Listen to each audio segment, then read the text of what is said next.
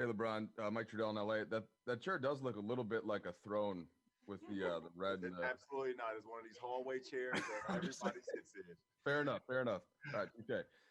Hey, one thing with the bubble and without the fans, we can hear like the defensive calls a little bit better. I'm just picking up in the audio, and obviously you've been so vocal on that end, but it's now a little bit more clear. Vogel had talked about that. You're always like that. We can just tell a little bit. So I wondered, LeBron, at what point in your career when you got in the NBA did you get that comfortable with all of the coverages, and how has that evolved to the point where you're at today? I'll probably give a lot of credit to Mike Brown.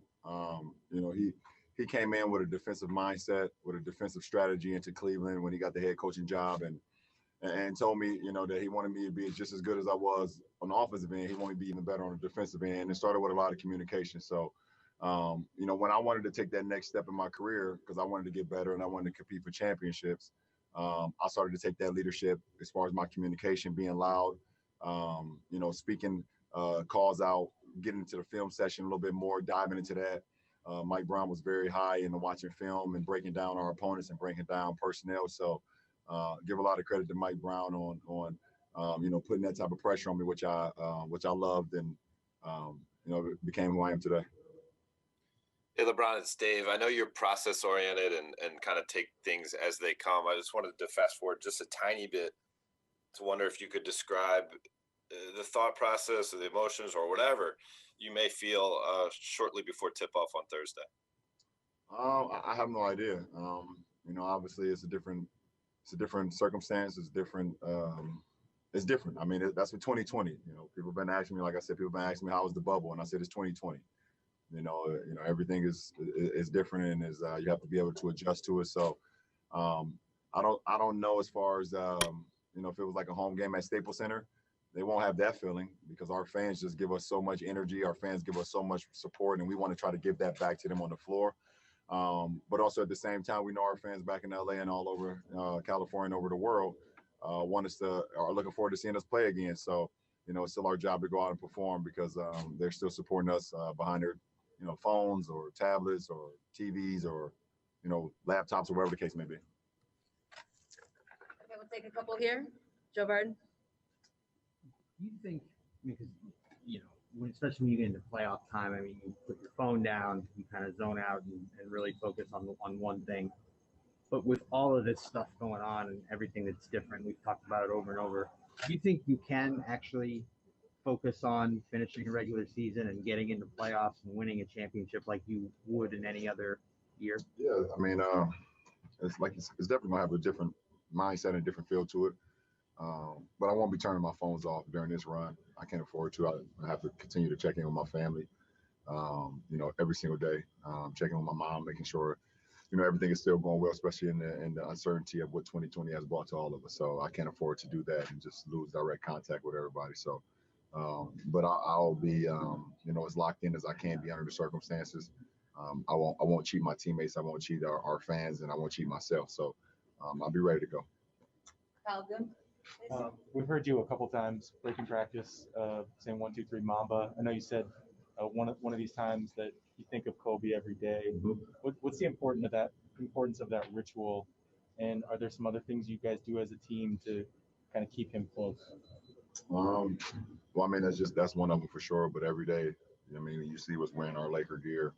The Lakers franchise is not what it is today without Kobe's presence. Obviously, along with some other guys as well, and people who, in the office.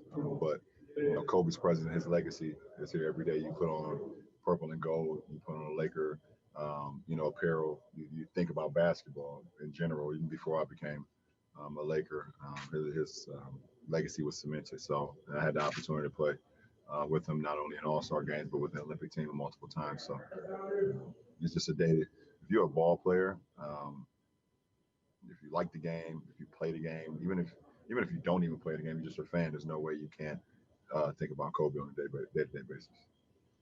Sonia Ganguly. You mentioned checking in with your family every day. Is this going to be the longest period of time that you've been away from them? All depends how long we're going to be here. What's the longest period of time? Longest period of time being without my family, probably an Olympic trip. Okay. like 30 some days. So, So yes, this will probably be the longest. so what are the conversations like when you guys get on FaceTime or on the phone? Are there things that you were able to do over the last 4 months that you're now trying to replicate over? No, there's nothing that you can do to replicate time, presence. There's no way you can do that, but the communication can always be consistent, and the leadership can always be consistent. And that's one thing I've always had control over. But you can't replicate actual presence when you're waking up and you're in the living room or you're in the kitchen or you're outside playing with your kids or playing with your daughter or playing video games with your boys or working out with your boys. You can't replicate that. I'm not there. So, but Savannah is a beast at what she does, and that's controlling the home and just being that rock for our family. So I'm not worried about that. But you definitely you have that miss factor where you miss your family, you miss your kids, and things of that nature. But I thank Steve Jobs a lot and the team at Apple for having FaceTime, because that's a beautiful thing to have, especially during times like this. It seems like younger kids have had the hardest time with like trying to understand this. Like, is Zuri, did she have a hard time understanding with all No, the because she's still young. I mean, she's 5. She know I'm not there. She asked me the other day when you coming home, things of that nature, but she doesn't have like understanding of like numbers and how many days in a month or if it's 2 weeks that pass. She just know I'm not there. My boys have more of an understanding of that. Tanisha, next two. Brad. Yeah, Brad, thank you, Tamisha. This is Brad in LA, LeBron. I wanted to ask you, when you first find out about Breonna Taylor's death and how it happened, how do you process the way it happened? Well, I can't process. It's too hard for me to say how to process the way it happened because I wasn't present. I can only go off the facts of what happened, and I kind of put myself, in that household with them coming into the house, a place where they shouldn't have been in the first place, and then open firing and killing an innocent woman who had a bright future. So I think about, if it was a sister of mine, if it was my mother, if it was an auntie of mine, or if it was a friend of mine, and then you think about, just the landscape of what we're in right now, where police brutality is going on, has happened so much over the last,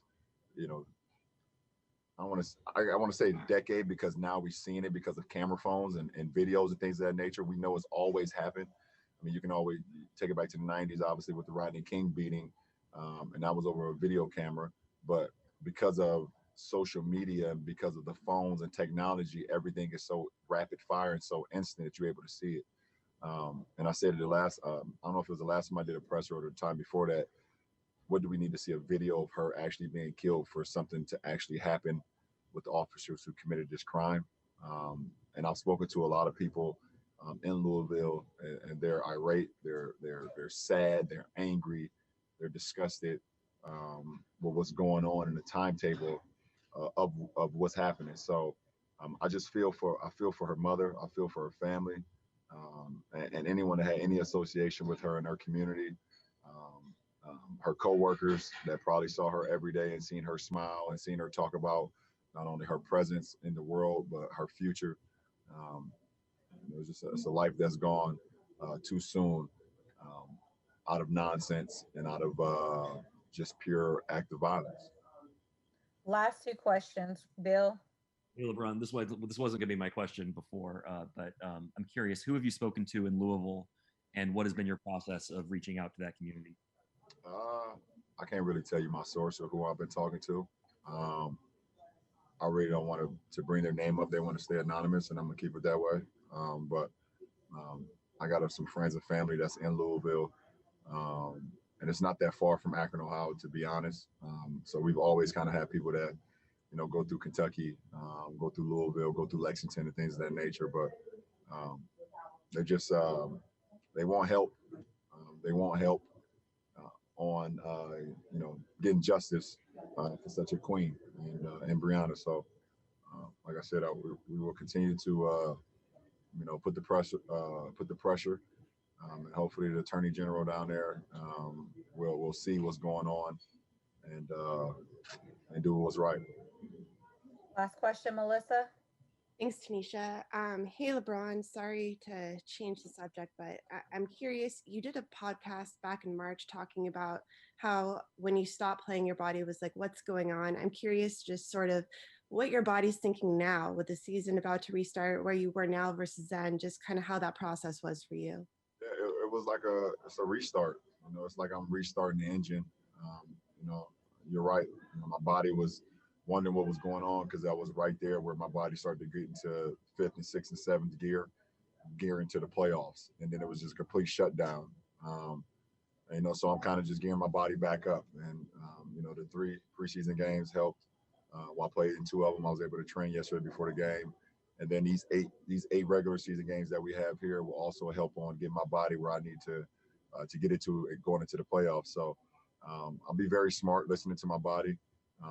You know, our coaching staff and our training staff have always been smart and want to, you know, have open dialogue with me as well. So I'll pay attention to that, understanding that, you know, it's still a marathon with these next 8 games, and then we get to the sprint once the playoffs start. So I have to be very real with myself, be very real with our coaching staff and real with the training staff if I have anything that's going on from a physical standpoint. But I've done a good job of trying to just keep myself in the best possible shape during the quarantine at home, you know, and just to prevent anything, if anything was to happen while I'm down here in Orlando.